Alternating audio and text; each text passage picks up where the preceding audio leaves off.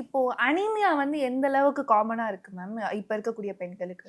Anaemia வந்து பார்த்தீங்கன்னா, Indian லேடீஸ்ல ரொம்பவே காமனா இருக்கக்கூடிய ஒரு ப்ராப்ளம். ஏன்னா பிலோ வந்து 10 ஹெச்பி கவுண்ட் வந்து பிலோ 10 இருந்ததுன்னா, நம்ம வந்து அனீமியான்னு சொல்லுவோம்.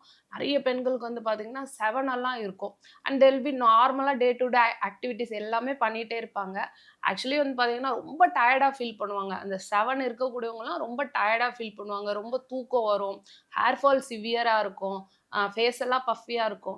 பட் இதனால தான் அப்படின்ற ஒரு அண்டர்ஸ்டாண்டிங் இல்லாம they will be just doing. அதான் ஏதோ சாப்பிடுறோம், பசிக்கு சாப்பிடுறோம் அப்படின்றது வந்து ஒரு ராங் கான்செப்ட். மீந்து போயிடுச்சு சாப்பிடுறோம். ஏன்னா வேஸ்ட் ஆகக்கூடாதுன்னு சாப்பிடுறோம். லேடீஸ் வந்து இத ரொம்ப நெறைய ஃபாலோ பண்றாங்க. ஏன்னா வேஸ்ட் ஆகக்கூடாது. அதனால இந்த டைம்க்கு அத நான் சாப்பிடுறேன். அது மாரிலாம் சாப்பிடவே கூடாது. Your health is what you are feeding it. So you should feet your self good food. ஒரு பேலன்ஸ்டு டயட். ஏன்னா புரோட்டீன் ரிச்சா இருக்கணும். இப்ப நம்ம அனீமியான்னு சொன்னோம்னா, உடனே வந்து அயர்ன் மட்டும் தான் யோசிக்கிறாங்க. It's not only about iron. It's okay. Also about protein. It's also about vitamin C.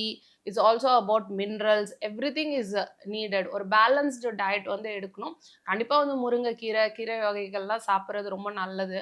Dates எல்லாம் கூட அவங்க எடுத்துக்கலாம். பீட்ரூட்லாம் வந்து எடுத்துக்கலாம். பொமோகிரானேட்ஸ் எல்லாம் எடுத்துக்கலாம். ஸோ இது எல்லாமே சேர்த்து ஒரு பேலன்ஸ்டு டயட்டா வந்து எடுக்கணும். அப்பதான் வந்து அனீமியாலருந்து கியூர் ஆக முடியும்.